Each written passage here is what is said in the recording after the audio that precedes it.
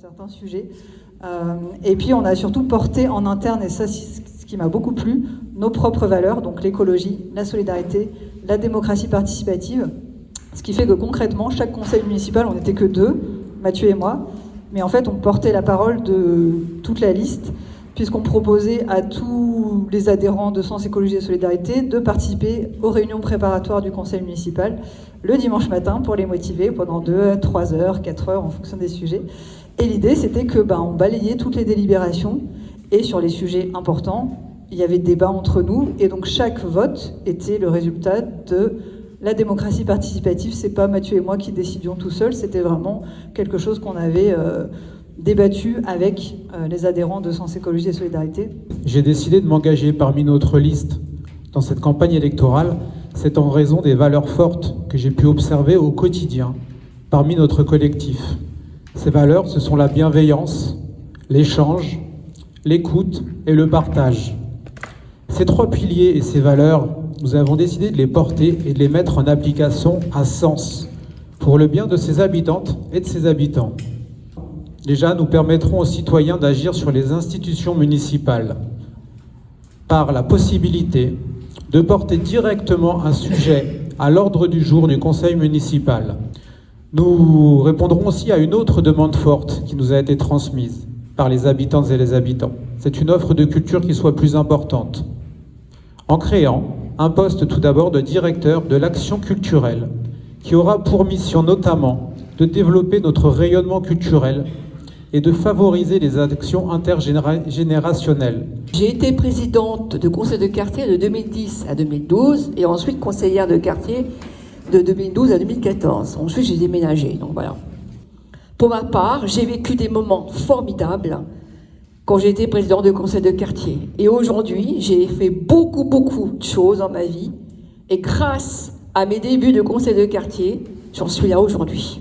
Pour ceux qui observent le ciel le soir, on a beaucoup de chauves-souris qui se baladent en ville. Et comment on peut les protéger de ces endroits qui sont surexposés et d'ailleurs qui n'ont pas le droit. Je ne sais pas si vous vous baladez des fois et vous voyez des grandes zones commerciaux, je ne vais pas faire de pub, mais qui tout fermé la nuit, plein feu, grands spots dans la nuit. Ça, c'est complètement inutile et ça coûte de l'argent, ça dépense de l'énergie. Ça ne sert à rien et c'est pénalisant pour toute la vie animale nocturne. On peut mettre dans ce qu'on donne aussi dans les projets qu'on va valider ou pas, on peut mettre des clauses. Ça, la mairie peut le faire. On peut très bien mettre une clause par rapport à on ne va pas acheter des œufs du super batterie de poulet sur 8 étages. Voilà, on peut mettre des clauses dans le choix qu'on va faire d'un prestataire pour les cantines. Donc on peut mettre cette clause de bien-être animal. Il faut savoir qu'il y a des villes de la taille de Sens, partout en France, parfois plus grandes, parfois plus petites, qui ont fait cette bascule 100% bio, 100% local. Je pense que maintenant ça doit faire pas loin de 20 ans, parce qu'au fil du temps je dis 15 ans, mais le temps passe et je me fais vieux, je grisonne, et donc ça fait 20 ans. Comment ils ont réalisé ça ? Par plein de méthodes, notamment ce qu'on propose, régénérer une ceinture maraîchère, envisager d'avoir un potager municipal, travailler sur les capacités de transformation, parce que quand on produit en maraîchage, on produit beaucoup l'été, pas beaucoup l'hiver, et les enfants, eux, ils consomment en hiver et en été, ils sont en vacances. Voilà. Donc, mais il y a quand même des chemins, on peut transformer, etc. Et ce qui est très très intéressant, c'est souvent on nous dit, mais ça va être cher. Ça va être plus cher, c'est du bio, c'est du local, ça va être plus cher. Et en fait, quand on regarde dans ces cantines-là, comment ils ont fait, ils ont décidé de faire un énorme travail sur la réduction du gaspillage.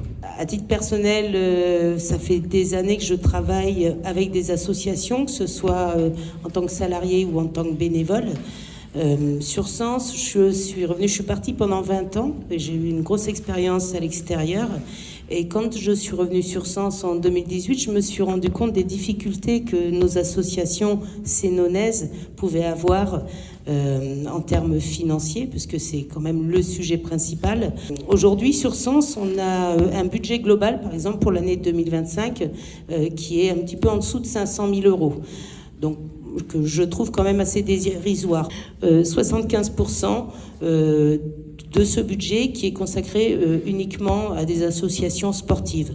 Sauf qu'aujourd'hui, les associations, c'est pas que le sport. C'est une bonne chose, c'est très bien. Nos enfants, ils ont besoin de faire du sport.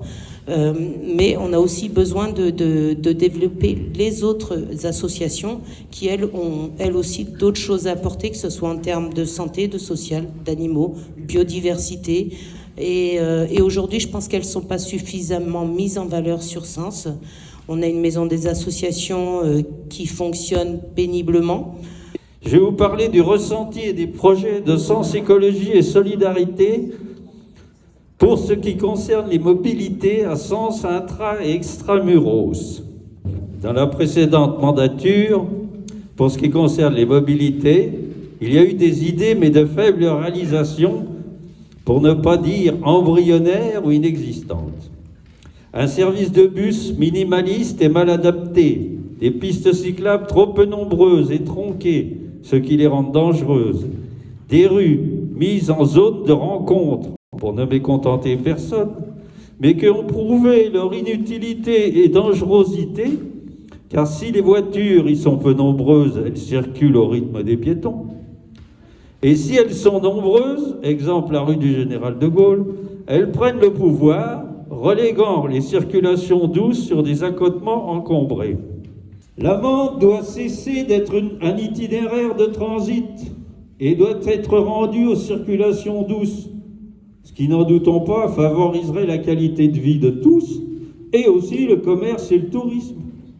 Dans un premier temps, nous piétonniserons entièrement la rue de la République et aussi la rue de la Résistance pour créer 2 itinéraires en croix